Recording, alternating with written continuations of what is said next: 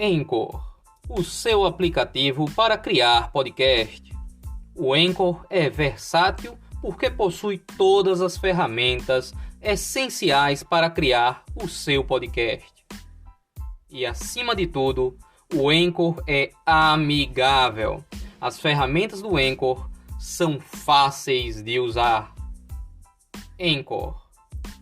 Criar podcast é um prazer.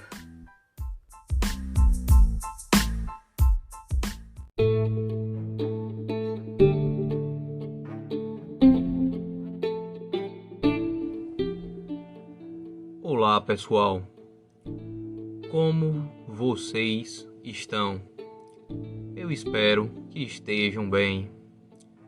Hoje vamos falar de um dos assuntos mais negligenciados e mais importantes da história humana.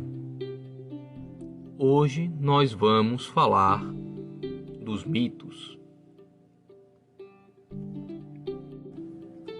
Eu sei que sempre falamos dos mitos aqui, mas hoje nós vamos dar um enfoque diferente. Hoje não parecerá uma apresentação, mas parecerá mais uma conversa, o que iremos falar aqui. A maneira que iremos falar aqui será muito diferente. Eu não irei abordar tudo aquilo que já foi estudado sobre o mito, até porque seria explanar demais sobre tudo aquilo que escreveu o Joseph Campbell, tudo aquilo que o Joseph Campbell escreveu, tudo aquilo que o Mircea Eliade escreveu. Inclusive, poderia também falar aqui dos autores junguianos. Para estes, o mito é fundamental para entender o ser humano. Eu não vou abordar tudo isso aqui porque esta conversa ficaria demasiadamente longa e nem mesmo eu sei que horas acabariam as minhas palavras. Não que o meu conhecimento seja enorme, seja grande, não. Eu me considero sempre um neófito, eu me considero sempre um iniciante nesta arte, neste conhecimento. Venho aqui falar sobre algo crucial da maneira mais simples e concisa possível. Porém, creio que não se perderá a profundidade de tais palavras. Sem mais delongas, vamos iniciar o assunto.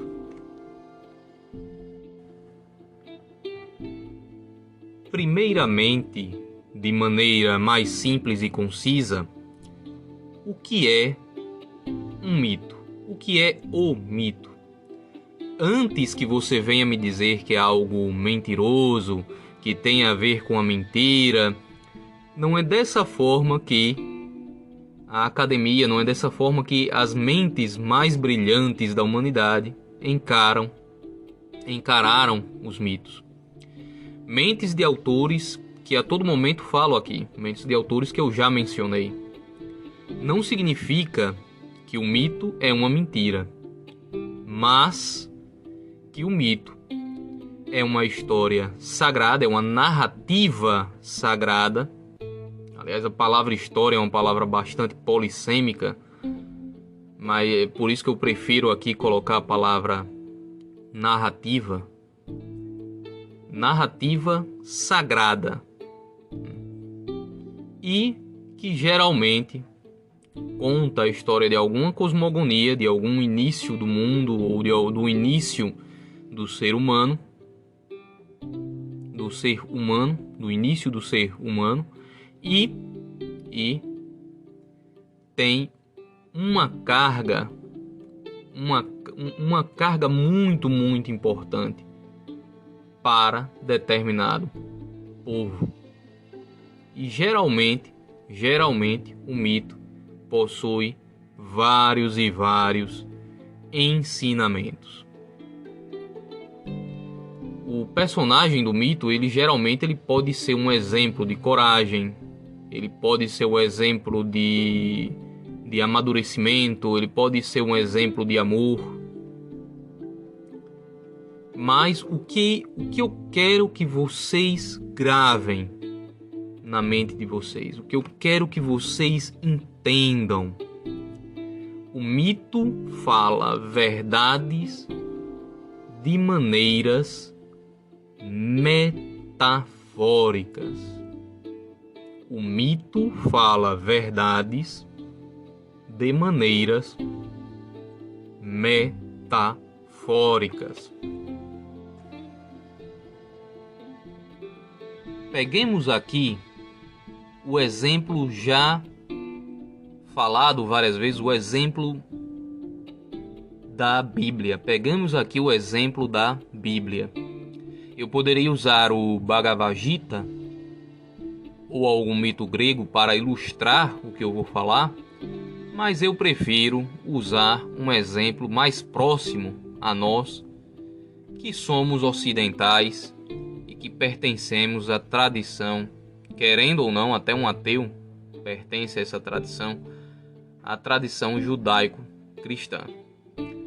Por que eu falo que até um ateu pertence a essa tradição? Porque, querendo ou não, o cristianismo é uma cultura. O cristianismo influenciou e muito a forma de pensar do homem ocidental. Então, vamos à narrativa de Abraão. Deus faz a Abraão várias promessas. Quem já leu o livro do Gênesis vai saber que Deus faz a Abraão várias promessas, dentre elas a promessa de que seus descendentes serão tão numerosos como as estrelas do céu, e que será feita uma aliança, um pacto sagrado será feito com Abraão, e esse pacto se estenderá à sua descendência. Sem entrar em detalhes e encurtando muitíssimo a história, recomendo que quem quiser saber mais que leia a Bíblia, quem quiser saber mais da história da narrativa de Abraão, que leia a Bíblia ou assista algum filme sobre Abraão. Aliás, maneiras de você conhecer o mito de Abraão não falta. É uma narrativa que está muito disseminada. Se você procurar por meio tanto da internet, por meio da leitura de alguns artigos, você vai entrar em contato e conhecer mais aí os pormenores da vida do Abraão, da narrativa, da jornada do Abraão. Resumindo, será pai de 2 filhos. O primeiro será com a escrava egípcia Agar, e recebe este primeiro filho recebe o nome de Ismael. O segundo será o filho que carregará o pacto da Sagrada Aliança. É o filho que ele tem com sua esposa Sara e se chamará Isaac. O mais chocante dessa narrativa é que em um dado momento Deus pede para que Abraão sacrifique o seu amado filho, o filho da Sagrada Aliança. Pede para que sacrifique Isaac. A maioria das pessoas não entendem a profundidade dessa mensagem. O quão profunda é esta mensagem. Essa mensagem possui uma carga religiosa muito grande. Para muitas religiões, essa mensagem vai possuir muitos e muitos significados. Mas também possui uma carga mitológica, uma carga psicológica muito profunda. Vamos pensar no que é o sacrifício. O sacrifício é um ritual onde, a grosso modo, a pessoa abre mão de algo no presente para adquirir um bem futuro. Geralmente esse bem é um bem bastante espiritual, E isso é totalmente entendível na psique humana, porque o homem, desde a idade da pedra, de certa maneira, ele faz isso. Ele abre mão, ele abre mão de algo no presente para adquirir um bem futuro. O homem, na idade da pedra, o homem na pré-história, tinha uma expectativa de vida baixíssima comparada a hoje. E somente com seu trabalho ele melhorou a sua condição humana. Se ele quisesse viver um pouco a mais, se ele quisesse ter uma condição de vida um pouco melhor, ele tinha que sair debaixo da sombra da árvore, ele teria que sair da sombra da árvore e caçar, ir arriscar a sua vida em uma empreitada perigosa. Nós, talvez no conforto da idade contemporânea, no conforto do século XXI, nós não temos ideia do que seria a vida na pré-história. O homem pré-histórico, ele tinha que sacrificar o seu conforto de estar na sombra, de estar na sombra ali da árvore, e ir caçar para ser recompensado com uma melhor condição. Graças a isso, graças a esse impulso humano por sempre buscar uma melhor condição, é que nós progredimos tanto. Hoje a expectativa de vida na maioria dos países é alta. A maioria das pessoas passam dos 80 anos. E também a nossa condição de vida é infinitamente melhor. Um homem de 30 anos hoje tem muito mais acesso aos alimentos que qualquer homem que tenha existido na história.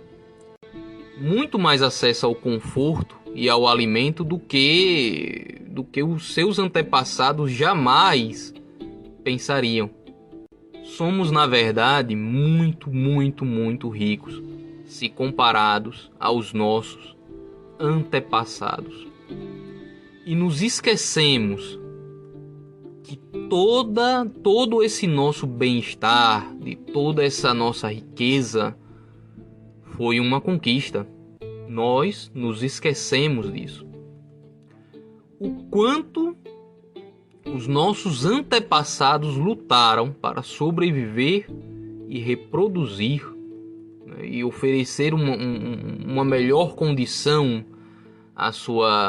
aos seus descendentes, aos seus filhos. E para que nós hoje, no século XXI, chegássemos a esse nível de conforto, a esse nível de bem-estar.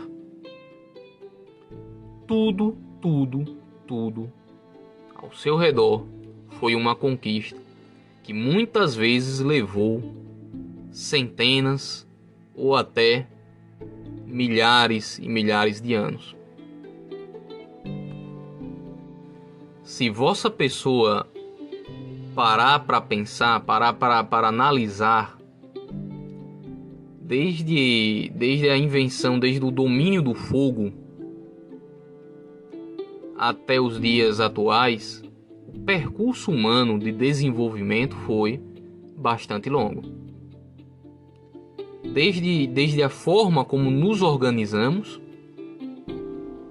até a forma como inventamos, como vamos inventando cada vez mais coisas.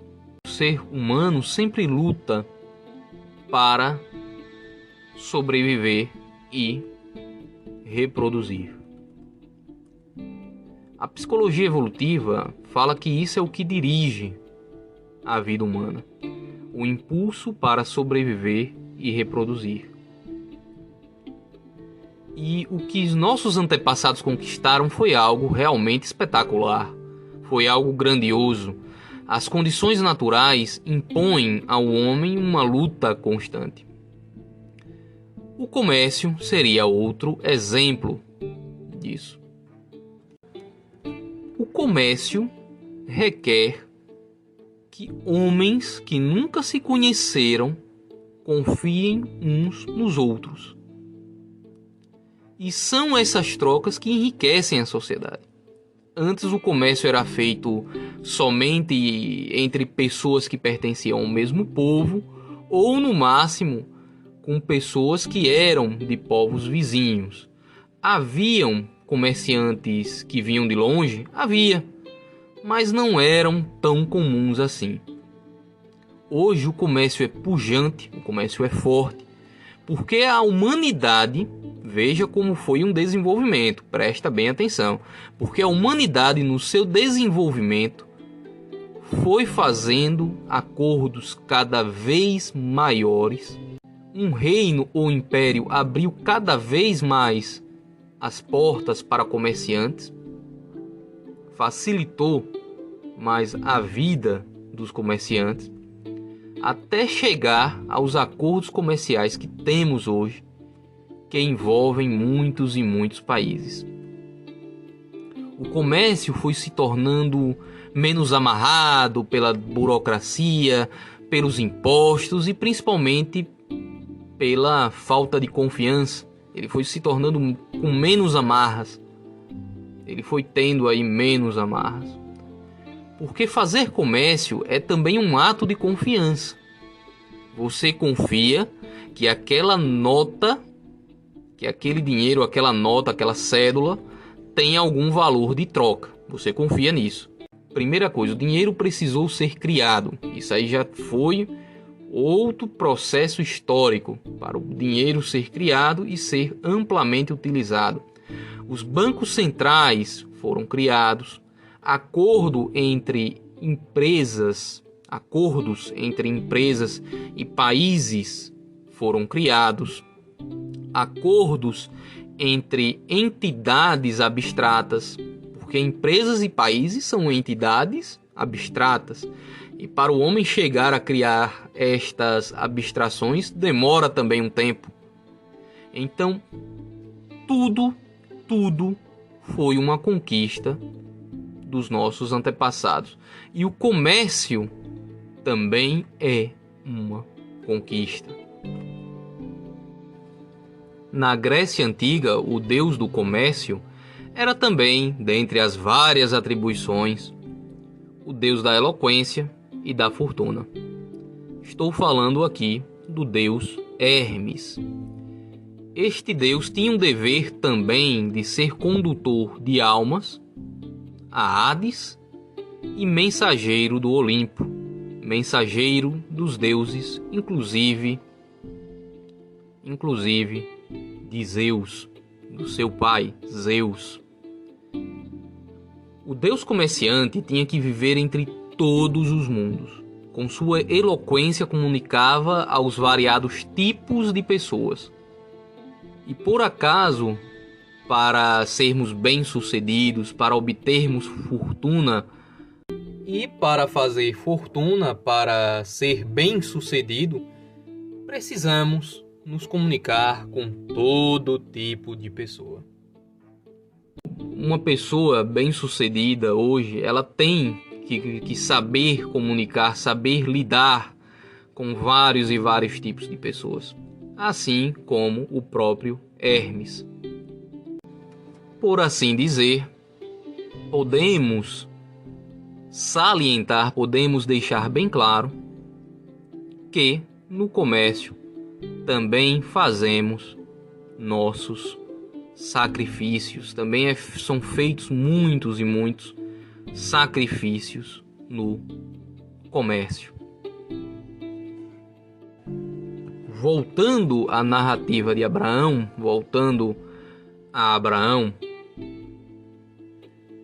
quero dizer que, simbolicamente, a jornada de Abraão, ela é muito rica se formos olhar de forma metafórica, se formos olhar de forma simbólica. O símbolo principal do sacrifício de Isaac, onde Deus, no último momento, Deus interfere, Deus envia um anjo para dizer que não é mais preciso sacrificar Isaque, para dizer que não é mais preciso que Abraão sacrifique o seu filho, e que um carneiro que estava preso no arbusto era quem deveria ser sacrificado. O que significa isso? Estar conectado a Deus é ser iluminado. Primeira coisa, estar conectado ali na visão bíblica a Deus é ser iluminado. É ser uma pessoa altamente amadurecida. E o amadurecimento pleno é uma conquista. O amadurecimento pleno, o qual Abraão atinge, foi adquirido no decorrer da sua jornada. E aí eu poderia também citar o próprio Jacó, mais adiante ali na Bíblia, o próprio Jacó que iria se tornar Israel. E, inclusive, uma coisa bem interessante é que quando os personagens bíblicos atingem um certo amadurecimento, eles mudam de nome. Abraão, na Mesopotâmia, ele se chamava Abrão. Ele não tinha o nome de Abraão. É que com o tempo, no decorrer da jornada, Deus muda o nome dele para Abraão. E o que passa, a principal ideia dessa jornada, dessa mensagem bíblica, desse mito, é o que você está disposto a sacrificar para adquirir esse amadurecimento. O sacrifício, ele requer que você abra mão de algo. Porque amadurecer também é isso, é abrir mão de muita coisa, é deixar muita coisa ir para receber outra. Abraão estava disposto a doar o melhor de si, em busca desse amadurecimento, em busca dessa plenitude. Estava realmente empenhado em sacrificar tudo que ele mais amava. Ele estava realmente empenhado. Para você que não acredita em Deus, e aliás, um mito pode ser muito bem avaliado por quem não acredita em Deus, às vezes, até uma pessoa cética, uma pessoa que não acredita, pode possuir uma leitura muito profunda de um mito. Claro que isso depende do intelecto da pessoa, mas não vou entrar aqui nesse mérito. Para quem não acredita em Deus, fica a reflexão de sacrificar aquilo que somos apegados, sacrificar o nosso orgulho, sacrificar as nossas ideias que muitas vezes nos aprisionam e nos impedem de sermos mais humanos.